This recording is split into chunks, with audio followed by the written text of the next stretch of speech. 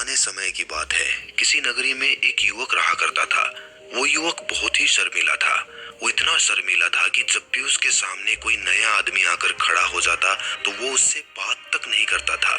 यहाँ तक कि जिन्हें वो जानता था, पहचानता था, उनसे भी बात करने में बहुत शर्माता था। अपनी इस समस्या के कारण वो बहुत परेशान रहता था, क्योंकि वो अपने जीवन में कुछ भी नहीं कर पा रहा था। धीरे धीरे समय बीतता रहा और समय बीतने के साथ उस युवक की शर्माने की आदत भी बढ़ती चली गई और ज्यादा तनाव में रहने लगा, परेशान रहने लगा, उदास रहने लगा। उसे ये समझ नहीं आ रहा था कि वो अपनी इस समस्या से किस तरह से छुटकारा पाए। उसकी इस समस्या को लेकर बहुत चिंतित रहने लगे थे। वे सोचते थे कि इसका क्या होगा, ये अपने जीवन में कुछ कर भी पाएगा कि नहीं। जब भी वो कहीं तो लोग उसके सीधेपन का फायदा उठाते, उसे परेशान करते। वो कुछ बोल भी नहीं पाता था, जिसके कारण उसे कोई कुछ भी कह देता और वहां से चला जाता। इन सब कारणों की वजह से उसका मन किसी भी काम में नहीं लगता था। वो हर काम को कुछ ही दिनों में छोड़ दिया करता। उसके मन में बहुत कुछ चल रहा था। उसके मन में विचारों के तूफान। वो बहुत कुछ कहना चाहता था, अपने विचारों को दूसरा चाहता था, लेकिन अपनी इस आदत के कारण भी नहीं कह पाता था। वो अंदर ही अंदर घुटता जा रहा था। सारे विचार उसके मन पर हावी हो रही थी, लेकिन वो कभी भी किसी से अपने मन की बात नहीं कहता था। जब वो छोटा बच्चा था तो लोग उसे पसंद करते थे। उसकी इस आदत को लोग सराहते थे, लेकिन जब वो बड़ा हो गया, युवा हो गया, तो यही आदत उसकी परेशानी का कारण बन गई। वो युवक अपनी इस आदत से छुटकारा पाना चाहता था। वो चाहता था कि वो लोगों से अपने मन की बात खुलकर कह पाए। वो जो कुछ करना चाहता है, जो कुछ कहना चाहता है, वो सबसे उसे खुलकर कह सके, कर सके। लेकिन जब भी कोई दूसरा उसके सामने आता तो उसकी जुबान मानो खुलती ही नहीं थी।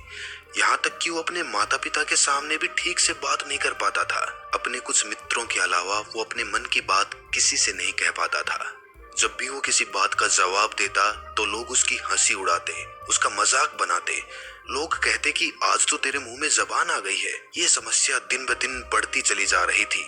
एक दिन जब उस युवक को उसके पिता ने दूसरों के सामने शर्मिंदा होता हुआ देखा तो वो बहुत क्रोधित हो गया और अपने बेटे को खरी खोटी सुनाने लगा। उन्होंने उसे इतना, वो युवा लड़का बहुत ज्यादा उदास हो गया और वहां से बिना कुछ कहे वहां से चला गया। शाम हो चुकी थी और अब तक उनका बेटा घर नहीं लौटा था। माता और पिता दोनों ही बड़े चिंतित थे। वे अपने बेटे को वापस घर पर देखना चाहते थे, लेकिन युवा लड़का तो भागते भागते पहाड़ की चोटी पर जा पहुंचा था। वो वहां से नीचे की ओर झांक रहा था और ईश्वर से कह रहा था, हे भगवान, आपने मुझे ऐसा क्यों बनाया? लोग मेरा मजाक उड़ाते हैं, लोग मेरी हंसी करते हैं। जब मैं इस दुनिया में अपने मन की बात रख ही नहीं सकता, मैं किसी से कुछ कह ही नहीं सकता, तो फिर मैं इस जीवन को जीकर क्या करूंगा? जब भी मैं किसी से कुछ कहने की कोशिश करता हूँ तो लोग मेरा मजाक बनाते हैं, मेरी हंसी उड़ाते हैं। यहाँ तक कि वो मुझसे कुछ भी कहकर चले जाते हैं और मैं उनका जवाब नहीं दे पाता। ऐसा जीवन जीकर मुझे क्या हासिल होगा? जी ही क्यों रहा हूँ? इसीलिए मैं अपने सवालों के जवाब पाने के लिए तुम्हारे पास आ रहा हूँ। इतना कहकर जैसे ही वो युवक कूदने की तैयारी कर रहा था कि तभी पीछे से एक आवाज सुनाई पड़ी, बेटा, जान देना तो बहुत आसान है, लेकिन इस जान को तुम वापस नहीं पा सकोगे। जैसे ही ये आवाज उसके कानों में पड़ी, वो पीछे मुड़कर देखने लगा। उसने जैसे ही पीछे मुड़कर देखा तो उसने पाया कि एक बौद्ध भिक्षु उसके पीछे खड़े हैं। उन्हें देखकर वो डर सा गया और अपने कदम पीछे खींच लिए और चुपचाप वहां पर खड़ा हो गया। अपनी आदत के कारण वो उनसे बात नहीं कर पा रहा था। तभी बौद्ध भिक्षु उस युवक से कहते हैं, बेटा, क्या बात है? आखिर तुम यहाँ पर क्या कर रहे हो? और तुम अपने इस जीवन को समाप्त क्यों करना चाहते हो? ये अनमोल जीवन बहुत कम लोगों को नसीब होता है और तुम्हें ये जीवन व्यर्थ लगता है। इस पर वो युवक कहता है कि नहीं, ऐसा कुछ नहीं है, मैं तो बस यहाँ पर खड़ा होकर देख रहा था। तभी बौद्ध भिक्षु उस युवक से कहते हैं, बेटा, मैं जानता हूँ कि तुम यहाँ पर क्या करने आए थे। तुम मुझसे कुछ भी नहीं छुपा सकते, लेकिन मैं चाहता हूँ कि तुम अपनी समस्या खुद मुझे बताओ, तब मैं उसका समाधान तुम्हें बताऊंगा। यदि तुम चाहते हो कि कोई तुम्हारी मदद करे तो उसके लिए पहले तुम्हें ही आगे बढ़ना होगा। यदि तुम चाहते हो कि मैं तुम्हारी समस्या का समाधान करूं, तो तुम्हें मुझे अपनी सारी समस्या बतानी होगी, वरना मैं कुछ नहीं कर सकूंगा। उस बौद्ध भिक्षु की ये बात सुनकर वो युवक कहता है कि नहीं नहीं नहीं, मैं ठीक हूँ, मैं सच कह रहा हूँ। उस युवक की बात सुनकर बौद्ध भिक्षु उस युवक से कहते हैं, ठीक है बेटा, यदि तुम नहीं चाहते कि मैं तुम्हारी मदद करूं तो कोई बात नहीं, मैं तुम्हारी बात पर विश्वास कर लेता हूं। लेकिन तुम्हें भी मेरी एक बात पर विश्वास करना चाहिए कि मैं तुम्हारी मदद के लिए ही यहाँ पर आया हूँ। तुम चाहो तो तुम अपनी समस्या मुझे बता सकते हो और मैं तुम्हारी इस समस्या का समाधान भी अवश्य करूंगा। ये सुनकर वो युवक उस बौद्ध भिक्षु से कहता है कि नहीं नहीं, मैं ठीक हूँ, आप जाइए। इस पर वो बौद्ध भिक्षु उस युवक से कहते हैं कि ठीक है बेटा, यदि तुम चाहते हो कि मैं यहाँ से चला जाऊं तो मैं यहाँ से चला जाता हूँ, लेकिन मेरी एक बात याद रखना, मेरे जाने के बाद तुम्हारी कोई मदद नहीं करने आएगा और हो सकता है कि तुम्हारी मदद के लिए कोई और भी ना आ पाए। इतना कहकर बौद्ध भिक्षु पीछे की ओर मुड़े और अपने मार्ग पर आगे बढ़ने लगे। वो युवक वहीं पर खड़ा होकर ये सब देख रहा था।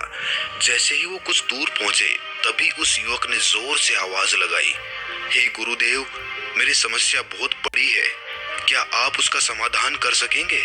ये सुनकर बौद्ध भिक्षु वहीं पर खड़े हो गए। पीछे मुड़कर उन्होंने उस युवक की बात का जवाब देते हुए कहा, बेटा, इस दुनिया में कोई भी ऐसी समस्या नहीं है जिसका कोई समाधान ना हो। यदि तुम मुझे अपनी समस्या बताओगे तो मैं उसका समाधान अवश्य करूंगा। तभी वो युवक उस बौद्ध भिक्षु से अपनी समस्या बताते हुए कहता है कि गुरुवर, मेरी एक बहुत बड़ी समस्या है कि मैं शर्मीला हूँ, जिस कारण मैं किसी से कोई बात नहीं कर पाता हूँ।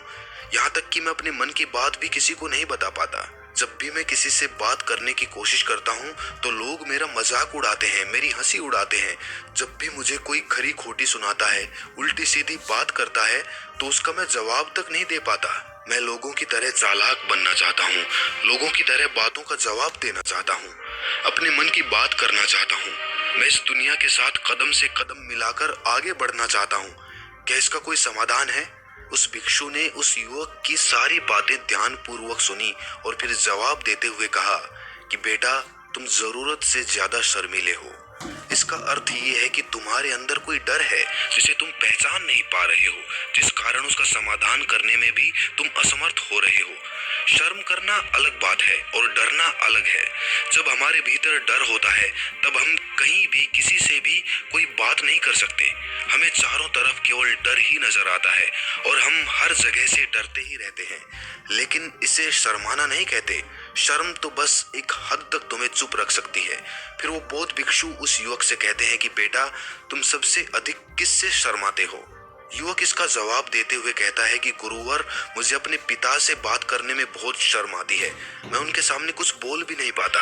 तब वो बौद्ध भिक्षु उस युवक से कहते हैं, अच्छा तो ये बताओ, जब तुम अपने पिता से बात कर रहे होते हो या फिर बात करने का प्रयास करते हो तो तुम्हारे मन में कैसे ख्याल आते हैं? युवक इसका जवाब देते हुए कहता है, गुरुवर, जब भी मैं अपने पिता से बात करने का प्रयास करता हूँ तो मुझे ऐसा लगता है कि मानो मेरे पिता मुझे अभी डांट देंगे, मुझ पर क्रोध करेंगे, मुझसे नाराज हो जाएंगे और कहीं ना कहीं मुझे ये भी लगता है कि मैं कुछ गलत बात ही करूँगा। यहाँ तक कि मेरे मन में ऐसे भी ख्याल आते हैं कि शायद मेरे पिता मुझसे प्यार ही नहीं करते। परंतु गुरुवर, आप कहते हैं कि शर्म अलग है और डरना अलग है, तो क्या कोई ऐसा उपाय है जिससे मुझे डर ही ना हो? क्या कोई ऐसा रास्ता है जिससे मेरे अंदर का ये डर खत्म हो जाए, समाप्त हो जाए? कृपया करके मुझे इस समस्या का समाधान बताइए। मुझे अपने इस डर से बाहर निकलना है। मुझे लोगों की तरह अपने इस जीवन को खुलकर जीना है। उस युवक की ये सारी बातें सुनकर वो बौद्ध भिक्षु उस युवक से कहते हैं, जाओ और अपने पिता से कहो कि मुझे कुछ काम करना है और उसके लिए मुझे आपसे कुछ धन चाहिए। यदि तुम उनसे धन मांगने में कामयाब हो गए तो मैं तुम्हारी समस्या का समाधान अवश्य बताऊंगा। वो युवक ये सुनकर काफी घबरा गया।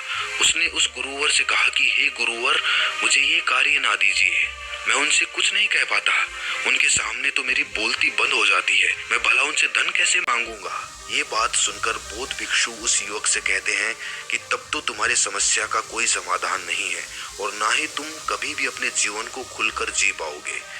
ये बात सुनकर युवक उस बौद्ध भिक्षु से कहता है कि गुरुवर, ऐसा ना कहें, कृपया करके मुझे कोई और कार्य बताइए, कोई ऐसा कार्य जिससे मेरे अंदर का डर पूरी तरह से समाप्त हो जाए, कोई ऐसा समाधान बताइए। इसका जवाब देते हुए वो बौद्ध भिक्षु युवक से कहते हैं, बेटा, यदि तुम्हें अपने अंदर के डर को समाप्त करना है तो पहले तुम्हें ये कार्य करना होगा जो मैंने तुम्हें कहा है। वो युवक काफी देर तक सोच विचार करने के बाद पुनः उस गुरु से कहता है कि ठीक है, यदि आप चाहते हैं कि इस कार्य को करूं तो मैं इसे करने का पूरा प्रयास करूंगा। इतना कहकर वो युवक अपने घर लौट आता है। उसे देखकर उसके माता पिता बहुत खुश हो जाते हैं। युवक आगे कहता है, पिताजी, मैं कुछ काम करना चाहता हूँ और उसके लिए मुझे आपसे कुछ धन चाहिए। क्या आप मुझे कुछ धन दे सकते हैं? इतना सुनकर उस युवक के पिता ने उसकी ओर ध्यान से देखा। काफी देर देखने के बाद वो खुशी से झूम उठे और तुरंत ही उन्होंने कुछ धन अपने पुत्र के हाथों पर रख दिया और कहने लगे कि बेटा, इतना धन काफी है या फिर तुम्हें और धन चाहिए? इसके जवाब में वो युवक अपने पिता से कहता है कि नहीं नहीं पिताजी, इतना काफी है, मैं इतने में काम चला लूंगा। वो युवक उस धन को लेकर तुरंत दौड़ा हुआ उस बौद्ध भिक्षु के पास पहुंच जाता है। उस धन को दिखाते हुए वो कहता है कि गुरुवर, जैसा आपने कहा था, मैं धन लेकर आपके पास आ चुका हूँ। मैंने अपने पिता से धन मांग लिया है, अब मुझे मेरी समस्या का समाधान बताओ। तभी बौद्ध भिक्षु उस युवक से कहते हैं, अरे इतनी जल्दी क्या है, अभी तो तुम्हें मेरे लिए एक और काम करना है, तब मैं तुम्हें तुम्हारी समस्या का समाधान अवश्य बताऊंगा। और यदि तुम मेरे लिए इस कार्य को पूरा नहीं कर सके तो मैं तुम्हें कभी भी तुम्हारी समस्या का समाधान नहीं बताने वाला। ये सुनकर वो युवक उस बौद्ध भिक्षु से कहता है कि गुरुवर, अभी तो मैंने आपके लिए एक काम किया है, अभी आप मुझे एक और काम करने के लिए कह रहे हैं। तो वो बौद्ध भिक्षु उस युवक से कहते हैं कि हाँ, तुम्हें मेरे लिए एक और काम करना होगा।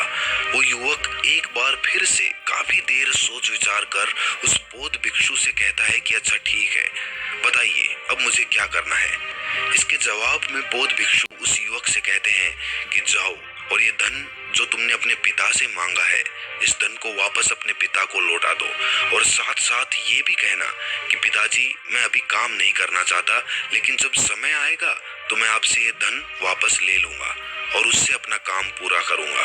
ये बात सुनकर वो युवक ऊपर से नीचे तक कांप गया और कहने लगा कि गुरुवर, आप मुझे कोई और काम सौंप दीजिए, मैं उसे जरूर करूंगा, लेकिन अब यदि मैं धन लेकर वापस गया तो वो क्या सोचेंगे मेरे बारे में? मैं तो शर्मिंदा हो जाऊंगा उनके सामने। इसीलिए गुरुवर, कृपया करके मुझे कोई और काम दे दीजिए।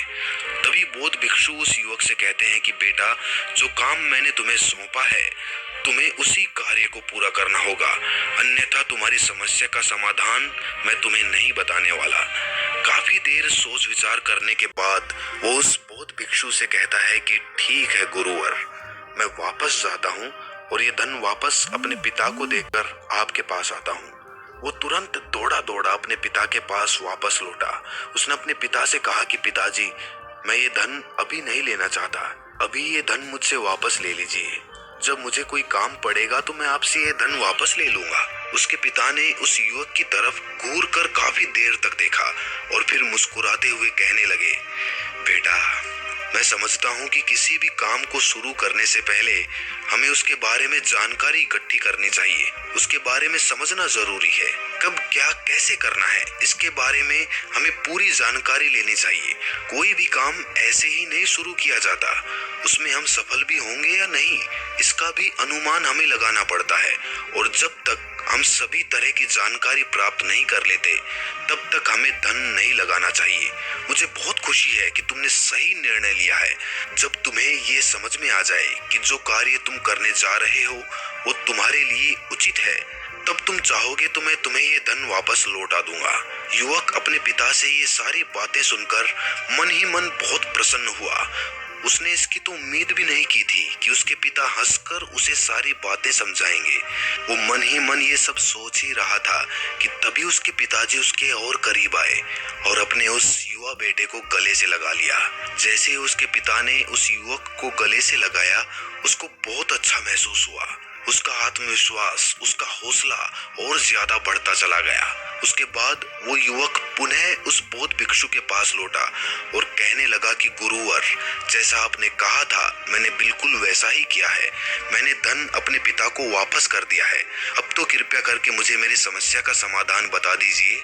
तभी बौद्ध भिक्षु उस युवक की तरफ देखकर मुस्कुराते हैं और उस युवक से कहते हैं कि बेटा, इतनी जल्दी क्या है, अभी तो तुम्हें मेरे लिए एक और काम करना पड़ेगा। वो युवक कहता है कि महाराज, आप आखिर मुझसे बार बार इस तरह से काम क्यों करवा रहे हैं? क्या आपके पास मेरी समस्या का कोई समाधान है भी या नहीं? कहीं आप मुझे बेवकूफ तो नहीं बना रहे? जिस तरह से दूसरे लोग मुझे बेवकूफ बनाते हैं, क्या आप भी मेरे साथ वही नहीं कर रहे हैं? आपने कहा था कि जाओ अपने पिता से पैसे मांग कर लाओ। मैंने पैसे मांगे, फिर आपने कहा कि पैसे वापस लौटा दो। मैंने वापस लौटा दिए।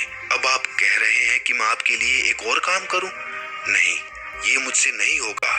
तभी बौद्ध भिक्षु उस युवक की तरफ देखकर मुस्कुराते हैं और कहते हैं कि बेटा, बस ये आखिरी काम है और ये बहुत आसान भी है। तुम जैसे ही इस कार्य को पूरा करोगे, मैं तुम्हें वचन देता हूँ कि मैं तुम्हारी समस्या का समाधान तुम्हें अवश्य बताऊंगा। इस पर वो युवक फिर से एक बार सोच विचार करता है और उस बौद्ध भिक्षु से कहता है कि ठीक है, लेकिन ये आखिरी काम है जो मैं आपके लिए करूंगा। बताइए मुझे क्या करना है। तब बौद्ध भिक्षु एक मूर्ति निकालकर उस युवक के हाथ में थमा देते हैं। वो मूर्ति दिखने में बहुत ही साधारण सी थी, लेकिन वो बौद्ध भिक्षु उस युवक से कहते हैं कि बेटा, तुम्हें इसे बाजार में लेकर जाना है, इसे बेचना है और इसके बदले में तुम्हें 50 सोने के सिक्के लेकर आने हैं। जब तुम ये करने में सफल हो जाओगे, तभी मैं तुम्हारी समस्या का समाधान तुम्हें बता पाऊंगा। वो युवक उस मूर्ति को अपने हाथ में लेकर बड़े गौर से देखता है और उस बौद्ध भिक्षु से कहता है कि हे गुरुवर, ये तो बड़ी साधारण सी मूर्ति है, मानो मिट्टी की बनाई गई हो। इसके लिए भला 50 सोने के सिक्के मुझे कौन देगा? कहीं आपका दिमाग तो खराब नहीं हो गया है? इसके 1-2 सोने के सिक्के मिल जाए वो तो बहुत बड़ी बात है, लेकिन इसके लिए 50 सोने के सिक्के कौन देगा? तभी बौद्ध भिक्षु उस युवक से कहते हैं कि बेटा, मैंने जो तुम्हें काम सौंपा है, यदि तुम उसे पूरा करोगे तभी तुम्हें तुम्हारी समस्या का समाधान मिल पाएगा। अन्यथा तुम चाहो तो अपने घर लौट सकते हो, फिर से वही अपने पुराने जीवन में, जहां लोग तुम्हारा मजाक बनाते हैं, लोग तुम्हें डराते हैं, सताते हैं। मैं तुम्हें यहाँ अपने डर को निकालने में तुम्हारी मदद कर रहा हूँ। मेरे द्वारा बताए गए काम कर करके तुम अपने डर को धीरे धीरे दूर कर पाओगे। मेरा ये काम पूरा कर दो, फिर तुम्हें सब समझ आ जाएगा। वो युवक उस बौद्ध भिक्षु की बात सुनकर मन ही मन ये विचार करता है कि मुझे तो मेरी समस्या का समाधान किसी भी हालत में चाहिए। इसीलिए वो उस मूर्ति को उठाकर बाजार की ओर चल पड़ता है। बाजार पहुंचकर वो एक जगह चुपचाप उस मूर्ति को लेकर खड़ा हो जाता है और इंतजार करने लगता है कि कोई आएगा और उसे उस मूर्ति के बारे में पूछेगा और तब वो उस मूर्ति के सिक्कों की मांग करेगा। देखते ही देखते काफी समय बीत गया, लेकिन अभी तक उसके पास कोई भी आदमी नहीं आया था। उसने अपने आसपास देखा तो लोग चिल्ला चिल्ला कर अपने सामान को बेच रहे थे, जोर जोर से आवाज लगा रहे थे। उसने भी सोचा कि यदि मुझे अपनी इस मूर्ति को बेचना है तो मुझे भी जोर जोर से आवाज लगानी चाहिए। उस युवक ने चिल्लाना शुरू कर दिया, लेकिन वो इतनी जोर से नहीं चिल्ला रहा था। उसकी आवाज उसे खुद भी सुनाई नहीं दे रही थी, तो भला उसकी आवाज को दूसरे कैसे सुनते, जिस कारण कोई भी आदमी उसे खरीदने के लिए उसके पास नहीं आया।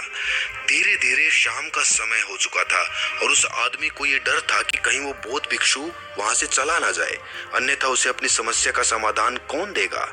ये सोचकर उसने जोर जोर से आवाज लगानी शुरू की कि 50 सोने के सिक्के में ये मूर्ति ले लो। उसकी आवाज सुनकर लोग उसके पास आने लगे और उससे ये सवाल करने लगे कि इस मूर्ति में ऐसा क्या है जो तुम इसके लिए 50 सोने के सिक्के मांग रहे हो? इसके अंदर ऐसा कुछ तो खास होगा ही। युवक काफी देर तक सोच विचार करने के बाद कहता है कि नहीं नहीं, मुझे नहीं पता, मैं तो बस ये मूर्ति यहाँ पर बेचने आया हूँ। तभी उसमें से एक युवक उस युवक से कहता है, अगर ऐसी बात है तो इस मूर्ति को कोई नहीं खरीदने वाला। आखिर इस मूर्ति में ऐसा क्या खास है जिसके लिए तुम सोने के सिक्के मांग रहे हो? ये तो तुम्हें बताना ही पड़ेगा। धीरे धीरे कई लोग उसके पास आए और सभी ने बस एक ही सवाल किया, आखिर इस मूर्ति में ऐसा क्या खास है, ऐसी क्या बात है जिसके लिए तुम सोने के सिक्के की मांग कर रहे हो? उस युवक ने उससे बातचीत की, उन्हें समझाने की कोशिश की, कई प्रयत्न किए, लेकिन कोई भी उस मूर्ति को 50 सोने के सिक्के देकर खरीदने के लिए तैयार नहीं था। वो निराश हो गया। उसे कुछ समझ नहीं आ रहा था कि वो क्या करे।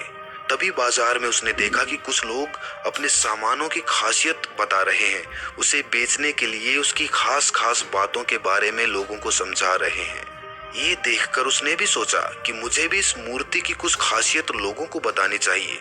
उसने फिर एक बार जोर से आवाज लगानी शुरू की, समस्या का समाधान निकालने वाली मेरी गुरु की इकलौती मूर्ति, जो इस दुनिया में केवल एक ही है, जिसके पास भी ये मूर्ति होगी उसके घर में कोई समस्या नहीं होगी। ये मूर्ति उस समस्या का समाधान अवश्य करेगी। ये सुनकर लोग उसके पास पहुंचने लगे और उससे ये सवाल करने लगे कि क्या सच में ये मूर्ति जिसके पास होगी उसके पास कोई समस्या नहीं आएगी? क्या सच में ये सभी समस्याओं का समाधान करती है? इसका जवाब देते हुए वो युवक कहता है कि हाँ, ये सभी समस्याओं का समाधान करती है। अनेक वर्षों तक मेरे गुरु ने इस मूर्ति का ध्यान किया है। इस मूर्ति में अद्भुत शक्तियां हैं। मेरे गुरु ने जो भी अपने जीवन काल में आध्यात्मिक शक्तियां प्राप्त की, वो सब इस मूर्ति के अंदर समाहित है, क्योंकि उन्होंने इस मूर्ति का ध्यान किया था।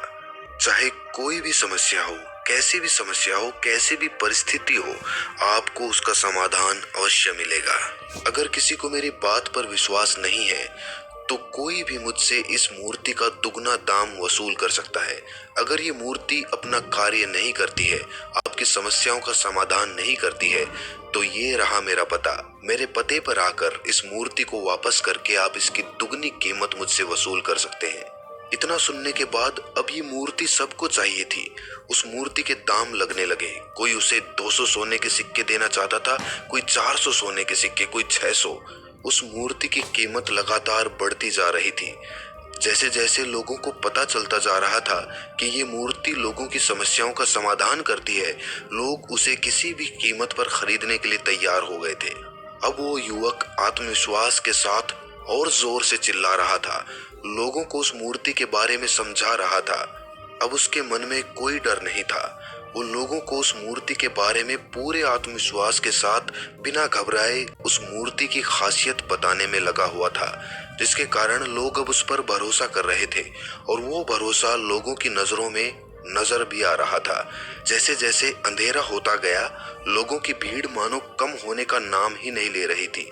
लोग उस मूर्ति को खरीदना चाहते थे। उस युवक ने जोर से आवाज लगाई कि मुझे क्षमा करें, ये मेरे गुरु की मूर्ति है और मैं इसे बेचना नहीं चाहता। इतना कहकर वो युवक उस मूर्ति को लेकर वापस खाली हाथ लौट आया और उन गुरुवर के पास पहुंचकर कहने लगा कि हे गुरुवर, आपका बहुत बहुत धन्यवाद। इस मूर्ति ने मेरी समस्या का समाधान कर दिया। मुझे समझ में आ गया कि मेरी समस्या क्या थी। हालांकि मैं इसे बेचकर सोने के सिक्के तो आपके लिए नहीं ला सका, लेकिन मुझे मेरी समस्या का समाधान अवश्य मिल गया। आपका बहुत बहुत धन्यवाद। इस बात को सुनकर बौद्ध भिक्षु उस युवक से कहते हैं कि बेटा, मैंने तुम्हारी समस्या का समाधान नहीं किया है, तुमने तो खुद ही अपनी समस्या का समाधान किया है। अपनी समस्या तुमने खुद ही समझ ली है। तुम्हारे मन में हजारों सवाल थे, मैं ये करूंगा तो लोग क्या कहेंगे, मेरे बारे में क्या सोचेंगे, यदि मैं अपना मुंह खोलूंगा तो लोग मेरे पे हंसेंगे, यदि मैंने मुंह खोला तो कुछ गलत ही बोलूंगा। ऐसे बहुत से डर तुमने अपने मन में पाल रखे थे, लेकिन जब इस मूर्ति को बेचने के दौरान तुमने उन हजारों लोगों का सामना किया, उनके सामने खुलकर अपनी बात रखी, उनके सामने खुलकर वो कहा जो तुम्हें कहना था, तो तुम्हारे मन का डर खुद ही समाप्त हो गया। युवक अपने गुरु की बात सुनकर गुरुवर से कहता है कि गुरुवर, आप सही कहते हैं, डर का सामना करने से ही डर खत्म होता है। जितना हम डर के बारे में सोचेंगे, हम उतने ही ज्यादा डरते चले जाएंगे। हम किसी भी काम की शुरुआत नहीं कर पाएंगे। लेकिन अगर हम एक कदम आगे बढ़ा देते हैं तो वो डर हमारे अंदर से खत्म हो जाता है, सारी शंकाएं मिट जाती हैं, सारे सवाल खत्म हो जाते हैं। इसीलिए ये विचार मत करो कि लोग क्या कहेंगे। जो कहते हैं कहने दो, ये सब पीछे छोड़ दो और खुद पर विश्वास करो, क्योंकि दुनिया का काम तो है कहना। तुम अच्छा करोगे तब भी दुनिया कहेगी और बुरा करोगे तब भी कहेगी, लेकिन तुम्हें सिर्फ अपने मन की सुननी है, अपने मन में विश्वास बना कर रखना है। अगर आप किसी ऐसे आदमी को जानते हैं जो खुलकर अपनी बात नहीं रख पाता है, दूसरों